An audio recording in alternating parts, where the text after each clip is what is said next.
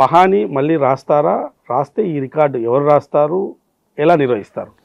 పహాని వస్తుంది, పహాని రాయరు.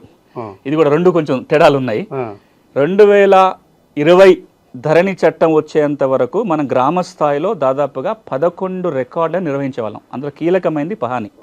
మనకు నిజాం జమానాలో గ్రామ స్థాయిలో 44 భూమి రికార్డులు ఉండేవి విలేజ్లో. ఉమ్, అవి తగ్గించుకుంటూ 96కి వచ్చేసరికి 11 రికార్డులు అయినాయి. ఆ 11లో 3వ నెంబర్ రికార్డే పహాని. ధరణి రాగానే పహాని రాయటం ఆగిపోయింది, లేదు. దానివల్ల చాలా చిక్కులు వచ్చినాయి. మీలాంటి వాళ్ళు కూడా చాలా సందర్భాల్లో దాని గురించి మాట్లాడారు. పహాని ఉంటే అనువాదార కాలం ఉండేది, దాంట్లో వాళ్ళకి అనువాదార కనీసం ఒక ఆధారం దొరికేది, ఎవరు భూమి దున్నుకుంటున్న వివరాలు ఉండేవి. ఎప్పుడైతే పహాని ఆపేశారో ఈ భూమి దున్నుకున్న తరాలబడి భూమి దున్నుకుంటూ కూడా పట్టాకాలం ఎక్కని వాళ్ళందరికీ ఇబ్బందులు వచ్చినాయి. సో ఈ రోజున భూభారతి చట్టం ఏమంటుందంటే పహానీతో పాటు మరొక 3 గ్రామ రెవెన్యూ లెక్కలు మళ్ళీ రాయబోతున్నారు, మెయింటైన్ చేయబోతున్నారు. ఏంటవి? పహాని, మార్పుల రిజిస్టరు, ప్రభుత్వ భూముల రిజిస్టరు, ఇరిగేషన్ సోర్స్ రిజిస్టర్ అంటే నీటి వనరుల రిజిస్టర్. ఈ 4 వస్తాయి.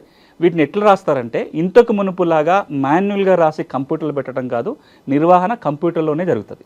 ఓకే. అంటే ఇప్పుడు ఏదైతే ఆర్ఓ రికార్డు మనం మెయింటైన్ చేస్తాం దీని ఆధారంగా గ్రామ రెవెన్యూ లెక్కలు తయారవుతాయి.